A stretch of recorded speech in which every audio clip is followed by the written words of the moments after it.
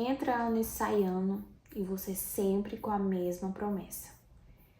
Esse ano eu vou me preparar de verdade para passar no concurso público, porque não dá mais para viver assim. Você até começa o ano empolgado, compra material, compra um curso, mas aí quando você menos espera, já é dezembro e você terminou mais um ano sem cumprir essa promessa. Se você se identificou com essa situação e não quer que isso se repita em 2024, fica aqui que esse vídeo é para você.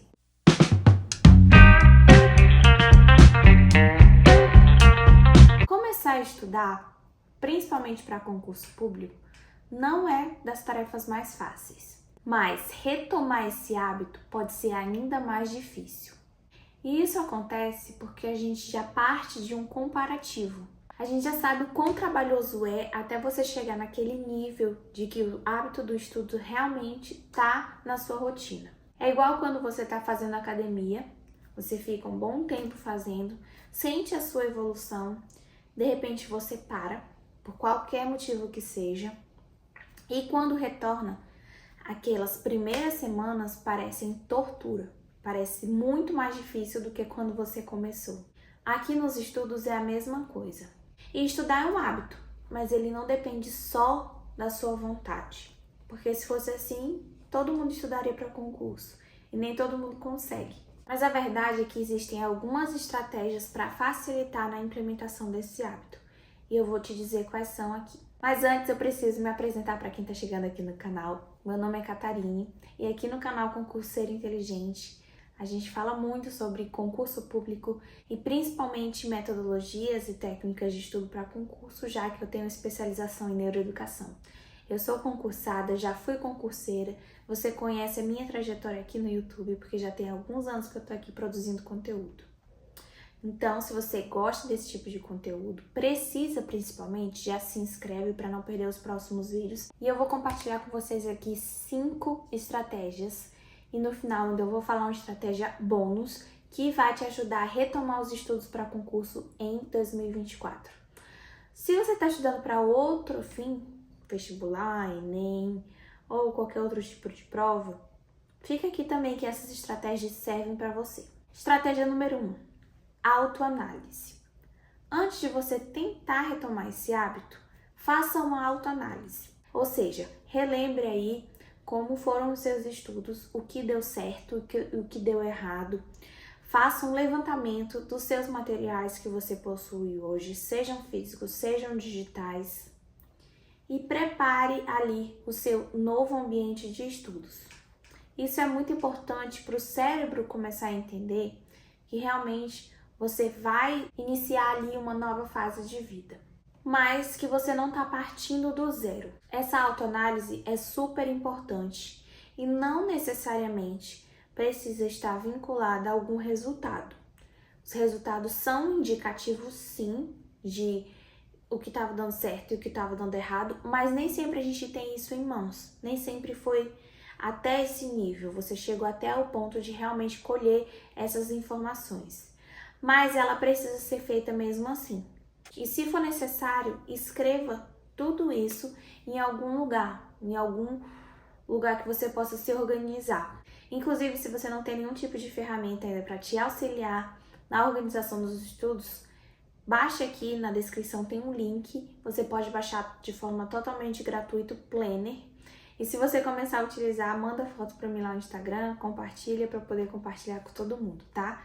É um planner digital que você pode imprimir e pode aí te auxiliar nos estudos para concurso. Inclusive, ele está conectado com a estratégia número 2, que é faça um plano de ação que seja executável, que ele tenha um objetivo, mas que ele também tenha metas. Porque muitas vezes a gente começa um projeto e tem aquela meta, fim, nosso objetivo final. No caso aqui, é passar no concurso X, ou então passar num concurso da área X, se você não tem algum concurso específico, mas se você não traça metas. E a ausência de metas é que torna o projeto de difícil execução, praticamente impossível. Você não vai conseguir acompanhar o seu progresso, você não vai conseguir mensurar os seus resultados. Então você precisa desse plano que seja executável mesmo. Você pode, inclusive, nas metas, quantificar até que ponto você quer chegar em cada disciplina. Porque é muito diferente de você ter uma meta, estudar constitucional, por exemplo. Isso não é uma meta. Você precisa de um descritivo muito mais detalhado para ela se tornar uma meta executável de verdade. Você vai colocar, eu vou estudar o material X, ou então eu vou ler os artigos X e depois eu vou fazer questões sobre os artigos X da banca tal. Isso é uma meta. Quando você não tem isso, não tem esse plano de ação executável, fica muito difícil conseguir implementar esse hábito, porque ele precisa estar ali rotineiramente, todos os dias. Senão ele não é um hábito. Se você faz esporadicamente, não é um hábito. A estratégia número 3 é: comece aos poucos. Nesse seu plano executável, você não vai colocar ler a Constituição inteira no primeiro dia de estudos. Não é assim que funciona. É a mesma coisa do exemplo da academia. Se você retornar para a academia depois de um tempo parado e já quer pegar os mesmos pesos que você estava lá no final, depois de tantos meses fazendo aquilo, vai dar ruim. Vai dar ruim e isso pode te desmotivar a continuar. Então comece aos poucos e, se for necessário, inclusive, comece pelas suas disciplinas de maior facilidade ou que você tenha mais interesse em estudar. Sim, muitas vezes a gente quer começar pelo mais difícil, mas esquece de uma coisa muito importante, que é o nosso sistema de recompensas. Você precisa de motivação para fazer uma tarefa, principalmente se for uma tarefa que você não vai ter uma recompensa imediata. Porque sim, estudar para concurso é um projeto de longo prazo, de médio a longo prazo, então sua recompensa vai demorar anos às vezes. Como você vai convencer o seu cérebro a implementar esse hábito se você não vê nenhum tipo de recompensa agora, no momento? É muito mais difícil. Então, começando aos poucos e de um jeito que você gosta, é mais fácil você ir cumprindo as metas. E cada vez que você cumpre uma meta, é uma recompensa. Mesmo que você não consiga enxergar isso, é uma recompensa para o cérebro. Então, se você já começa de um jeito muito difícil, você não consegue enxergar as suas recompensas, você não consegue ver uma evolução, isso te deixa desmotivado e aí você desiste mais fácil. Me conta aqui nos comentários se isso já aconteceu com vocês. Por exemplo, vou retomar meus estudos para concurso depois de uma reprovação. E a minha reprovação estava muito vinculada à matéria de raciocínio lógico. Eu zerei raciocínio lógico. Então, eu vou começar por ela. Depois de um mês sem estudar. Vou começar por ela, porque ela vai ser a mais difícil, eu preciso aprender ela de qualquer jeito. E aí você senta para estudar naquele dia, você faz do jeito que eu falei. Fez essa autoanálise e chegou nessa conclusão de que a sua dificuldade maior era raciocínio lógico, certo? Essa é uma premissa verdadeira. A sua conclusão, a sua execução que estava equivocada, porque você não tinha esse conhecimento que você tem agora. E aí o que você fez? Você sentou para estudar, começou a estudar raciocínio lógico, aula, entendeu mais ou menos ali o que o professor estava falando. Exercício, errou tudo. Cara, ok, foi só o primeiro dia.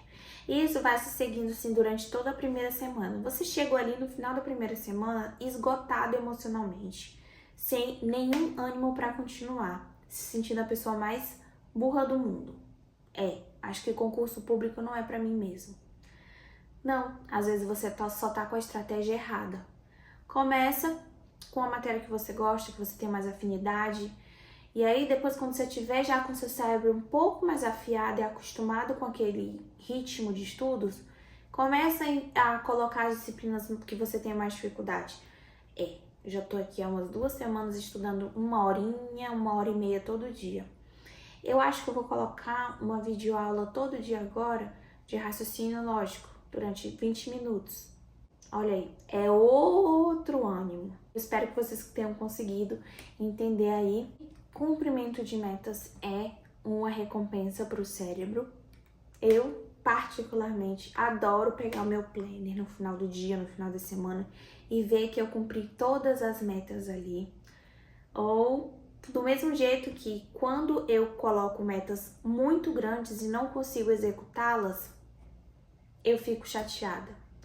Então, tenha cuidado com isso aí na hora que você for montar um cronograma, porque isso é super importante. A quarta estratégia é: analise sua rotina como um todo. Muitas vezes, a sua dificuldade na reimplementação do hábito de estudos está na sua rotina que é disfuncional. Ela não está compatível com esse novo hábito que você quer implementar. E aí, cabe aquela autoanálise. Se você coloca o seu tempo de estudo no final do dia e vê que isso não está funcionando, às vezes é melhor você ajustar os seus horários para que você consiga estudar no horário que seja mais favorável para você. Agora que eu sou mãe, eu consigo enxergar com muito mais facilidade as dificuldades da maternidade ou paternidade, e os estudos para concurso é muito difícil mesmo, mas às vezes a gente fica dando murro em ponta de faca. Se as suas crianças não têm uma rotina muito estabelecida, fica difícil de se organizar. Então, às vezes é muito mais interessante você tentar antes organizar uma rotina em casa, colocar os horários mais certos para a criança e conseguir implementar isso. Depois que isso estiver mais estabelecido nos horários que forem destinados para elas ficarem descansando ou tendo atividades fora de casa, aí você estudar, do que tudo está um caos ao seu redor e você tentar voltar para isso, voltar a estudar. Às vezes você parou de estudar justamente porque estava difícil com essa rotina que não estava sendo compatível. Eu vou dar outro exemplo aqui para ilustrar para vocês também. Você se preocupa com a sua alimentação, corretíssimo. Só que você perde muito tempo cozinhando todos os dias. E aí você faz essa autoanálise e vê que todo dia você destina 1 hora e meia para sua alimentação. Mas que se você fizer isso no final de semana ou conseguir uma parte financeira para que você consiga comprar marmitas congeladas, marmitas fitness congeladas, às vezes você ganharia esse tempo. Então é uma questão mesmo de você analisar a sua vida como um todo. O hábito do estudo, ele nunca vai estar desvinculado do resto da sua vida. Então, se tudo está um caos, se a sua mente está confusa, é a hora de sentar e organizar isso tudo antes de implementar esse hábito de estudos. Organize toda a sua vida na medida do possível que você consiga. Às vezes, a gente investe muito, por exemplo, num cursinho, que é R$5.000. Às vezes era mais interessante você pagar uma diarista para você ter esse tempo, ou então uma babá que cobre por hora para você ter umas horinhas ali. Eu não sei, só você vai conseguir analisar a sua real situação. A quinta e última dica, antes de eu dar a dica bônus, é: mude a sua mentalidade aos poucos. Toda vez que você estiver estudando, pensando, se martirizando de que aquele período que eu não estudei, eu tô tendo que voltar agora, eu tô voltando do zero e tá muito difícil, não era para eu ter parado, agora que eu parei já nem adianta mais, eu perdi a oportunidade do concurso X. Esses pensamentos que vêm sempre à mente, eu sei disso porque era uma coisa que passava pela minha cabeça toda vez que eu voltava a estudar depois de uma pausa. Não permita que eles dominem o seu pensamento. Não permita que essas suas crenças de se sentir atrasado por ter parado e agora vai ter que voltar se sobreponham à sua capacidade de retorno. E isso é um trabalho diário. Todo dia você vai ter que, quando esses pensamentos vierem, você trabalhar isso dentro de você. Você não está atrasado, seja por qual motivo que você acha que você está. Porque você perdeu o concurso e agora ficou muito em cima da hora para estudar, seja pela sua idade, seja pelo seu contexto de vida que né? Você deveria estar já mais estável. Não pense nisso, porque esse tipo de pensamento não ajuda em nada. E quando eles vierem, porque eles vêm sem a gente querer, né? Sem a gente querer, eles vêm. Não permita que ele cresça e você fique remoendo. Se você gostou do vídeo até aqui, deixa o seu like, tá? Para não esquecer. A gente que produz conteúdo insiste nessa tecla porque realmente é como a gente tem um feedback de vocês. E assim, incentiva mais a gente a continuar. É como se fosse um checkzinho ali na nossa meta. A dica bônus é bem óbvia, mas ao mesmo tempo ela não é tão óbvia assim. Que é, o seu celular tá atrapalhando você a estudar. Ponto. Tá te atrapalhando, tá me atrapalhando. Eu sei disso porque eu passei um tempo sem estudar, alguns meses da minha gestação não estudei nada.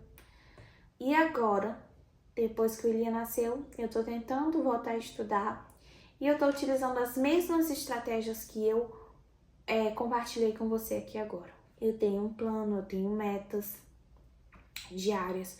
Eu comecei aos poucos e tá sendo num tema que eu gosto. Eu tô tentando implementar uma rotina com ele para que eu consiga encaixar o hábito dos estudos. Tudo isso que eu falei para vocês, eu realmente coloco em prática na minha vida. E o celular atrapalha isso em vários aspectos.